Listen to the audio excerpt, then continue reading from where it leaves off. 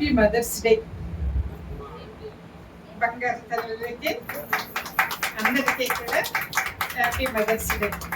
నిజంగా నేను ధన్యురాలని. Mothers day రోజున వాక్యం చెప్పే ధన్యత దేవుడు నాకు ఇచ్చాడు. చాలా సంతోషించాను. నిజానికి నిన్న నేను అనుకోలే మదర్స్ డే గురించి చెప్దామని. పొద్దున్న మదర్స్ డే విషయస్ అన్నీ చూసాక అరే ఈరోజు మదర్స్ డే కదా అని చెప్పి చాలా సంతోషించాను. మదర్స్ డే రోజు మరి తల్లుల గురించి వాక్యాన్ని పంచుకునే భాగ్యము దేవుడు నాకు ఇచ్చాడు అని నేను సంతోషించాను. మరి ఇక్కడున్న ప్రతి తల్లిని కూడా దేవుడు దీవించి ఆశీర్వదించును గాక. ఆమేన్. మరి మన అంశం కూడా అది. మరి విశ్వాసము ద్వారా, విశ్వాసములో మరి పట్టుదల కలిగి తమ పిల్లల్ని ఏ విధంగా బ్రతికించుకున్నారు బైబిల్లోని స్త్రీ. విశ్వాసములో గొప్ప పట్టుదల కలిగి ఏ విధంగా మరి తమ కుటుంబ సమస్యలు తీర్చుకున్నారు, చనిపోయిన తమ పిల్లల్ని కూడా బ్రతికించుకున్నారు. మరి గొప్ప పాఠం అన్నమాట మనకి. ఆనాడు 1000 సంవత్సరాల క్రితమే ఆ స్త్రీలు ఈనాడు మరి మనకి ఉదాహరణగా రోల్ మోడల్స్ గా ఉన్నారు, ఎప్పటికీ ఉంటారు అంటే అది చాలా ఆశ్చర్యం అనిపిస్తుంది. ఆ రోజుల్లోనే అంత విశ్వాసం ఉంది వారికి. మరి ఈ రోజుల్లో మనం ఇంకెంత విశ్వాసం కలిగి ఉండాలి అని మన వాక్యంలో చూద్దాం. మొట్టమొదటిగా ఒక 2 స్త్రీల గురించి మనము ధ్యానం చేసుకుందాం. 2 స్త్రీలు. చాలా మంది స్త్రీలు ఉన్నారు. స్త్రీలందరూ కూడా గొప్ప విశ్వాసంతో గొప్ప గొప్ప కార్యాలు సాధించుకున్నారు. తమ కుటుంబంలో సమస్యల్ని తీర్చుకున్నారు. చాలా మంది ఉన్నారు. మరి మనకి సమయం సరిపోదు కాబట్టి 2ని మనం సెలెక్ట్ చేసుకుందాం. ఒక స్త్రీ కొత్త నిబంధన గ్రంథం నుంచి, ఒక స్త్రీని పాత నిబంధన గ్రంథం నుంచి మనము తీసుకుని మరి ఆ పట్టుదల, ఏ విధంగా విశ్వాసంలో పట్టుదల కలిగి ఉండాలి అనే విషయాన్ని మనము ధ్యానం చేసుకుందాం. మొట్టమొదటిగా మత్తయి సువార్త 15వ అధ్యాయము 21వ వచనం నుంచి 28వ వచనం వరకు చూస్తే, మత్తయి సువార్త 15వ అధ్యాయము 21 నుంచి 28 వరకు చూస్తే ఇక్కడ ఒక స్త్రీని చూస్తాం. ఆ స్త్రీకి మనం పెట్టుకున్న అక్కడ రాయబడిన పేరు రాయలేదు కానీ కనాను స్త్రీ అని రాయబడింది. ఆమె గురించి ఏమి రాయబడిందండి? కనాను స్త్రీ అని రాయబడింది. ఆమె తూరు దేశం నుంచి, అక్కడి నుంచి వచ్చినట్లుగా మనం చూస్తున్నాం. యేసు అక్కడి నుండి బయలుదేరి తూరు సీదోన్ల ప్రాంతము వెళ్ళగా, ఇదిగో ఆ ప్రాంతముల నుండి కనాను స్త్రీ ఒకటి వచ్చి, ప్రభువు తూరు సీదోను ప్రాంతం అంటే మన మ్యాప్ చూస్తే యెరూషలేము, మరి పైన ఇశ్రాయేల్ రాజ్యం, మొత్తం ఇశ్రాయేల్ రాజ్యానికి పైన ఉంటుంది. మరి మధ్యధర సముద్రం ఒడ్డునే మరి ఈ తూరు సీదోను ప్రాంతాలు ఉంటాయి. అవి చాలా చాలా రిచ్ ప్లేసెస్. అది వ్యాపారానికి కేంద్రాలు అనమాట. మరి అక్కడి నుంచి ఇది అన్యురాలు అని మనకి తెలుస్తుంది. ఆవిడ యూదురాలు కాదు, అన్యురాలు. అయితే ఈవిడికి ఒక సమస్య వచ్చింది. ఏమిటా సమస్య? తన కుమార్తె దయ్యం పట్టి బాధపడుతుంది. మరి ఆ రోజుల్లో దయ్యాలు పెట్టి బాధపడటం అనేది చాలా కామన్ గా ఉండేది. మరి దయ్యం పట్టి బాధపడుతూ ఉన్నప్పుడు మరి ఆ బిడ్డకి మానసిక స్వస్థత, ఆత్మీయ స్వస్థత. ఈ దయ్యం పట్టి బాధపడే వాళ్ళు శరీరానికి కూడా గాయాలు చేసుకుంటారు. కాబట్టి శారీరకమైన స్వస్థత, మానసికమైన స్వస్థత, ఆత్మీయమైన స్వస్థత ఆ బిడ్డకి కావలసి ఉంది. మరి అది ఎవరు, ఏ వైద్యులు కూడా చేయలేరు. మరి ఈ స్త్రీ, కనాను స్త్రీ ప్రభు గురించి వినింది. ఆయన చేసిన అద్భుత కార్యాలు, ఆశ్చర్య కార్యాలు విన్నది. విని నమ్మింది. ఏమని? ఆ ప్రభు, ఆ క్రీస్తు ప్రభు నా బిడ్డను కూడా స్వస్థపరచగలడు అని నమ్మింది. ఆమె యొక్క విశ్వాసమే ఆమె యొక్క తన యొక్క సమస్యని మరి తీర్చింది. మనం అది ఎలా చూడొచ్చు అంటే చివరిలో ప్రభువు చక్కగా మెచ్చుకుంటాడు ఆవిడ విశ్వాసాన్ని. నీ విశ్వాసం గొప్పది. లాస్ట్ లో చూడండి, అమ్మా నీ విశ్వాసము గొప్పది. ప్రభు మెచ్చుకున్నాడు, అలా చెప్పాడు. ఆనాడు శతాధిపతితో కూడా అలాగే చెప్తాడు, నీ విశ్వాసం గొప్పది అని. మరి నీ విశ్వాసం గొప్పది అని ప్రభు మెచ్చుకున్నాడు అంటే దాన్ని బట్టి మనకి అర్థమవుతుంది, మరి తన కుమార్తెని తప్పకుండా ప్రభువు స్వస్థపరుస్తాడు అనే గొప్ప విశ్వాసంతో ప్రభు దగ్గరికి వచ్చింది. ప్రభు దగ్గరికి వచ్చి ఏమని కేకలేసింది చూడండి, ప్రభువా దావీదు కుమారుడా నన్ను కరుణింపుము, నా కుమార్తె దయ్యము పట్టి బాధపడొచ్చున్నదని కేకలు వేసెను. నిజానికి మనం ప్రార్థన చేసినప్పుడు చాలా సార్లు మనం ప్రార్థన ఎలా చేయాలని కూడా మనం ధ్యానం చేసుకున్నాం వాక్యాన్ని. దావీదు మహారాజు ప్రార్థనని, ఇంకా చాలా మంది ప్రార్థనలు, ప్రవక్తల ప్రార్థనని మనం గమనించినట్లయితే ముందు దేవుణ్ణి స్తుతిస్తారు. ముందు దేవుణ్ణి స్తుతిస్తారు.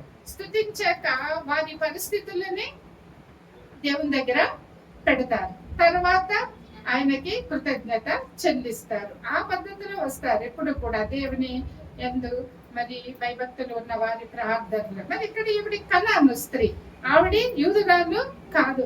అయినప్పటికీ ఆవిడ మాటలు, ఆ ఒక్క వచనం మనం గమనిస్తే అదే ఆవిడ కనబడుతుంది మనకి కదా. మొట్టమొదట ఏమని రావడం ఆవిడ తన సమస్యని చెప్పుకోలేదు. ఆయనని మరి స్తుతించినట్లుగా దావీదు కుమారుడా, ఆయన ఏమై ఉన్నాడో చెప్పింది కదా. దావీదు కుమారుడా అని పిలిచింది, ఏమై ఉన్నాడో చెప్పింది. మరి ఒక అన్యురాలు ఆ విధముగా మరి పిలిచేసరికి మరి యూదులు కూడా మరి ఉన్న యూదులు కూడా మరి ఆశ్చర్యపోయి ఉండవచ్చు. మరి అప్పుడు ప్రభు అంటున్నాడు, అప్పుడు ఆవిడ తన సమస్యను ప్రభు దగ్గర పెట్టింది. నా కుమార్తె దయ్యం పట్టి బహు బాధ పడుచున్నది, స్వస్థపరచు అని రిక్వెస్ట్ చేసింది, కేకలు వేసింది. ఆవిడ బాధ అలా ఉంది. అందుకు ఆయన ఆమెతో ఒక్క మాట అయినను చెప్పలేదు. అప్పుడు ఆయన శిష్యులు వచ్చి ఈమె మన వెంబడి వచ్చి కేకలు వేయుచున్నది గనుక ఈమెను పంపివేయమని ఆయనను వేడుకొనగా. శిష్యులు వచ్చి, ప్రియులారా ఇక్కడ విషయం గమనిద్దాం, చాలా చోట్ల మనం ఇలాంటి సందర్భాలు చూడొచ్చు. ఓసారి గ్రుడ్డి వాణిని బాగు చేసినప్పుడు కూడా ఇంచుమించు ఇదే పరిస్థితి. ఆయన కూడా దావీదు కుమారుడా మరి నాకు స్వస్థత కలిగజేయని అరిచినప్పుడు వెంటనే దేవుడు స్పందించాడు. అప్పుడు శిష్యులు చెప్తారు, ఈయన కేకలేస్తున్నాడు మరి ఈయన్ని చూడు అని శిష్యులు చెప్తారు. ఇక్కడ కూడా మరి వెంటనే స్పందించలేదు, మాట్లాడకుండా ఉన్నాడు. దేవుడు అలా ఉన్నాడు అంటే దాని వెనుక దేవునికి తప్పకుండా ఏదో ఒక ఉద్దేశము ఉంటుంది. అంతేగాని శిష్యులు తనకి చెప్పే వరకు ఆయన ఊరుకుంటాడండి? దేవాది దేవుడే ఊరుకోడు. ఆయనకి తెలుసు, ఆయన విన్నాడు. అయితే ఆయన కొంచెం డిలే చేశాడు. శిష్యులే చెప్తున్నారు ఈమె కేకలు వేస్తుంది, ఆమె మాత్రం మానడం లేదు, కేకలు వేస్తుంది. మరి కేకలు వేస్తుంది అని చెప్పినప్పుడు ఆమెను పంపించేయండి మరి శిష్యులే ఆయనతో చెప్పారు. చెప్పినప్పుడు మరి ఆయన సమాధానం చూడండి, ఆయన ఇశ్రాయేలు ఇంటి వారై నశించిన గొర్రెల యొద్దకే గాని మరి ఎవరి యొద్దకునో నేను పంపబడలేదనేను. అది ఆయన సమాధానం. నేను ఇశ్రాయేలీల్లో నశించిన గొర్రెల దగ్గరికి పంపించాను, ఆవిడ అన్యురాలు, నేను ఆవిడ కోసం పంపబడలేదు. ఈ మాట చదివినప్పుడు మనందరికీ డౌట్ వస్తుంది, ఇదేంటి ప్రభు ఇలా అన్నాడు? ప్రభు మానవులందరి పాపాల కోసం వచ్చాడు కదా, ఇదేంటి ఇట్లాంటి ఆన్సర్ చెప్పాడు ప్రభు అని మనకి డౌట్ రావచ్చు. కానీ ప్రియులారా, ప్రభు ఉద్దేశము అది కాదు, వారి కోసం వచ్చాను మరి మీకోసం రాలేదు అని ఆయన చెప్పడం లేదు. దాని వెనుక ఆయనకి వేరే ఉద్దేశం ఉంది. ఆవిడ ఏమని పిలిచింది? ఆయన ఏమని పిలిచింది? దావీదు కుమారుడా అని పిలిచింది. అంటే ఆవిడ యొక్క నమ్మకం ఏమిటి? ఆయన ఇశ్రాయేలీలకే దేవుడు, కానీ మాకు కూడా సహాయం చెయ్యదేవా. నువ్వు ఇశ్రాయేలీలకి దేవుడివి, నువ్వు ఇశ్రాయేలీల వంశంలో నుంచి వచ్చావు, కానీ నాకు కూడా సహాయం చేయి అనే భావనతో ఆవిడ దావీదు కుమారుడా అని పిలిచింది. మరి అయితే ప్రభు ఆవిడికి చెప్పదలుచుకున్నాడు, నేను ఇశ్రాయేలీయులకు అక్కడికే ప్రభువునే కాదు, అందరికీ ప్రభువునే, నేను అందరి కోసము వచ్చాను.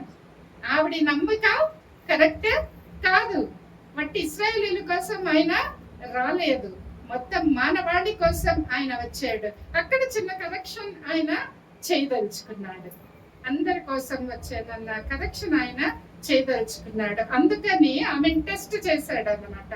మరి అయితే నువ్వు అలాగే నమ్ముతున్నావుగా, నేను దావీదు కుమారుడిని, నేను ఇశ్రాయేలీయుల కోసమే వచ్చాను, అయితే మరి నీకెలా సహాయం చేస్తాను అని మరి ఆయన ప్రశ్నించినట్లుగా మనము ఒక అర్థాన్ని మనము తీసుకోవచ్చు. మరి అలా అయినప్పుడు ఆ విశ్వాసాన్ని చెక్ చేసాడు, ఏమంటుందా ఆమె, నిజంగానే అదే భావంతో ఉందా, ఏమిటి ఆమె విశ్వాసం ఎట్లా ఉంది అని ఒక టెస్ట్ చేశాడు. చాలా మందికి ఆయన చిన్న చిన్న టెస్ట్లు పెట్టాడు విశ్వాసానికి. మరి అప్పుడు ఆవిడ సమాధానం, ఎందుకంటే టెస్ట్ అంటే ఏదో పెద్ద వాళ్ళని ఏదో టెస్ట్ చేసేయాలని కాదు, దేవునికి అలాంటి అభిప్రాయాలు ఉండవు, కానీ వారి నోటితో కొన్ని మంచి మాటలు, విశ్వాసంతో కూడిన మంచి మాటలు వింటే ఆయనకే సంతోషం. ప్రభు ఎప్పుడు కూడా మన నోట్లో నుంచి మన కొన్ని విశ్వాసంతో కూడిన మాటలు ఆయన వినాలని ఆయన ఇష్టపడతాడండి, కోరుకుంటాడు. కాబట్టి ఈవిడ్ని అలాగా మరి అడిగినప్పుడు ఆవిడేం సమాధానం చెప్పిందండి, ఆవిడేం సమాధానం చెప్పింది, 25వ వచనం, ప్రభువా నాకు సహాయము చేయమని అడిగాను. మరలా అడిగింది, ప్రభువా నాకు సహాయము చేయమని అడిగింది. అడిగి అందుకు ఆయన మరలా అన్నాడు, దేవుడు మరలా డిలే చేస్తా ఉన్నాడు ఆయన ఆమెకి జవాబు ఇవ్వడానికి. అందుకు ఆయన పిల్లల రొట్టె తీసుకొని కుక్క పిల్లలకు వేయట యుద్ధము కాదని చెప్పాను. దానికి ఆవిడ ఒక అద్భుతమైన సమాధానం చెప్పింది. ఆ సమాధానం ఎంత అద్భుతంగా ఉందంటే మనం కూడా షాక్ అయిపోతాం కదా, ఆవిడకి అంత తెలివా, ఎంత వెంటనే ఆవిడ ఎంత చక్కటి సమాధానం చెప్పిందో చూడండి. మరి ఆ సమాధానం మరి ప్రభు కూడా చాలా సంతోషించేశాడు ఆ సమాధానం విని. అందుకే మరి ఆ టెస్టింగ్ అయింది ఆవిడకి. ఏమంటుంది అప్పుడు చూడండి, ఆమె నిజమే ప్రభువా, అవును మరి ప్రభు నిజమే పలుకుతాడుగా, నిజమే ప్రభువా, కుక్క పిల్లలు కూడా తమ యజమానుల బల్ల మీద నుండి పడ కుక్కలు తినును కదా అని చెప్పింది.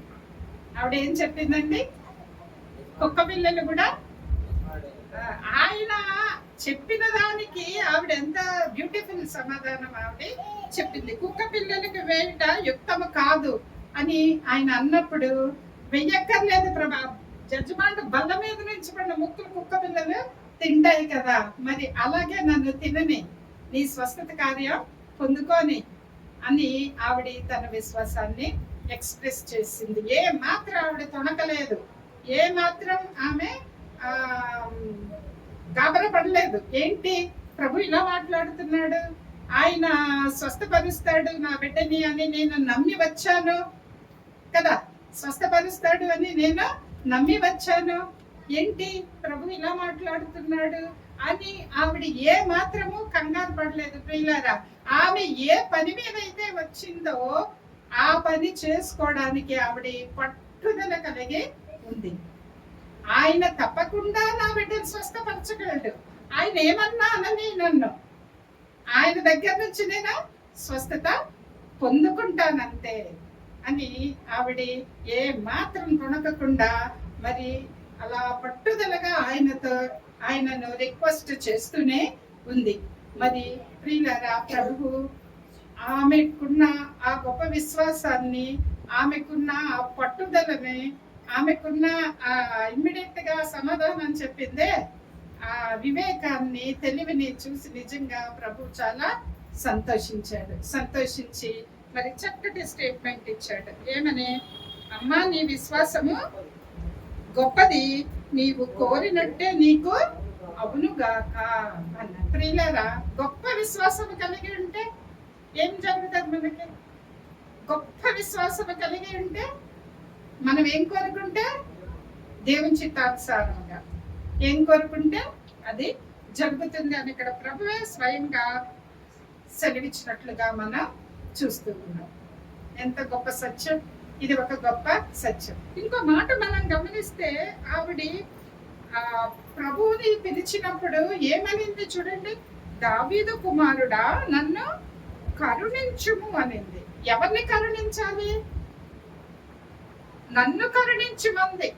దావీదు కుమారుడా నా కుమార్తెను కరుణించు అనలేదు. గమనించండి తల్లులారా, దావీదు కుమారుడా నన్ను కరుణించు అంది.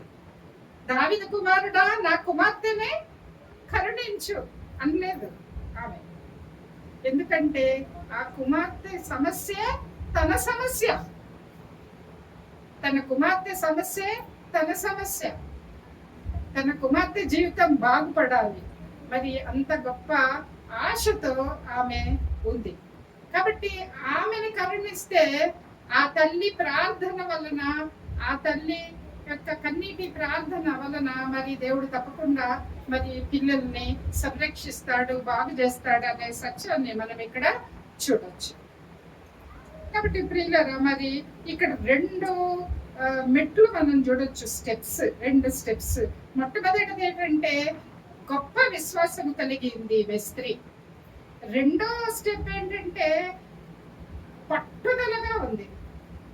తన కార్యము నెరవేర్చుకునే వరకు ప్రభు ఎన్ని చెప్పినా మరి తన పట్టుదలతో ఆయన విడవకుండా ఆయనని రిక్వెస్ట్ చేస్తూ ఉంది. ఈ రెండు విషయాలు మరి ప్రతి తల్లి కూడా జ్ఞాపకం పెట్టుకోవాలి. మరి పిల్లల విషయంలో మరి కుమార్తె కావచ్చు, కుమారుడు కావచ్చు, ఎవరైనా కానీ మరి మన గొప్ప పట్టుదలతో, గొప్ప విశ్వాసముతో మనం దేవుని పాదాల దగ్గర వేడుకొన్నప్పుడు మరి ఆయన ముందు మనల్ని మనము తగ్గించుకోవాలి. ఇక్కడ కనాను స్త్రీ ఎంతగానో తగ్గించుకుంది, తనను తాను కుక్క పిల్లతో పోల్చుకుంది. మనల్ని మనం తగ్గించుకుని గొప్ప విశ్వాసము కలిగి పట్టుదలతో ఆయన పాదాల దగ్గర వేడుకుంటే దేవుడు తప్పకుండా మరి మనం ప్రతి తల్లి మొదని ఆలకిస్తాడు అనే విషయాన్ని మనం ఇక్కడ ఆ గొప్ప సత్యాన్ని మనము గ్రహిస్తున్నాం. మరి ఇంకొక స్త్రీ, పాత నిబంధన గ్రంథంలో ఇంకొక స్త్రీ గురించి మనం చూస్తే 2వ రాజుల గ్రంథము 4వ అధ్యాయము, 2వ రాజుల గ్రంథము 4వ అధ్యాయము 20 ఇక్కడ శూన్యమీరాలు 10వ వచనం 8వ వచనం నుంచి ఇక ఇంచుమించు చివరి వరకు 37వ వచనం వరకు ఆమె గురించే ఉందండి. శూన్యమీరాలు ఒక స్త్రీ గురించి ఉంది. 8వ వచనం ఇంచుమించు మన బైబిల్ గ్రంథం చూస్తే ఒక పేజ్ ఉంది అన్నమాట ఆవిడ గురించే. చాలా ఎక్కువ కదా, చాలా ఎక్కువ, ఒక పేజ్ అంతా ఆవిడ గురించి. ఇంకా తర్వాత కూడా ఇంకో అధ్యాయంలో ఉంటది ఆవిడ గురించి. అంతా ఆవిడ గురించి రాయబడింది. ఆవిడ పేరు కూడా రాయబడలేదు, కనాను స్త్రీకి కూడా పేరు రాయబడలేదు, శూన్యమీరానికి కూడా పేరు రాయబడలేదు. కనురాలైన స్త్రీ అని ఆవిడ ఒక అంటే సమాజంలో ఒక ఉన్నత స్థితి కలిగిన స్త్రీ అని మాత్రం రాయబడింది. శూన్యమీరాలు అని మనము అంటాం. మరి ఆ స్త్రీ విశ్వాసం మామూలు విశ్వాసం కాదండి. ఆవిడ విశ్వాసానికి డెఫినేషన్ గాని, విశ్వాసంతో బ్రతికిన వారు, విశ్వాసముతో కార్యాలని పొందుకున్న వారిని మనం హెబ్రీయులకు రాసిన 11వ అధ్యాయంలో మనం ఆ జాబితా చూస్తాం. మరి ఇక్కడ శూన్యమీరాలు విశ్వాసం మామూలు విశ్వాసం కాదు, అంత గొప్ప విశ్వాసం. ఆ డెఫినేషన్ అదృశ్యమైన వాటిని దృశ్యములుగా చూడటమే విశ్వాసం. అయితే ఈవిడ ఏకంగా చనిపోయిన కుమారుణ్ణి క్షేమంగా ఉన్నాడని చూసింది. మనకు తెలుసు అనుకుంటున్నాను ఆవిడ గురించి. మరి మొత్తం మనం చెప్పుకోలేం, కానీ కొన్ని మాటలు మనం జ్ఞాపకం చేసుకుంటే ఆవిడకి లేక కుమారుడు పుడతాడు. ఎలీషా ప్రవక్తకి ఆవిడ సేవ చేస్తుంది. ఇంటిలో రూమ్ కట్టించి దీపస్తంభం పెట్టి అన్ని మంచిగా, ఆయన అటువైపు వెళ్ళినప్పుడల్లా ఆయన వారి ఇంటిలో మరి ఉంటాడు అనమాట, గెస్ట్ హౌస్ లాగా. అక్కడ ఉంటాడు. దైవ సేవకునికి ఆవిడ అంతగా అన్ని చేసింది. చేస్తూ ఉన్నందువలన ఎలీషా ప్రవక్త ఆవిడని ఆశీర్వదించి మరి పిల్లలు లేరని విషయాన్ని తెలుసుకుని మరి నీకు కుమారుడు పుడతాడు అని మరి ఆయన చెప్పినప్పుడు నెక్స్ట్ ఇయర్కి మరి ఆవిడకు ఒక కుమారుడు పుట్టాడు. లేక పుట్టిన కుమారుడు కొంచెం పెద్ద అయినాక ఏమవుతాడండి, చనిపోతాడు. ఒకసారి అనుకోకుండా సడన్ గా హెడేక్ వస్తుంది. హెడేక్ వచ్చి చనిపోతాడు. చనిపోయినప్పుడు ఆవిడ ఏం చేస్తుందంటే ఆ విషయము భర్తకు కూడా చెప్పదు. ఎక్కడ నమ్ముతారా మీరు?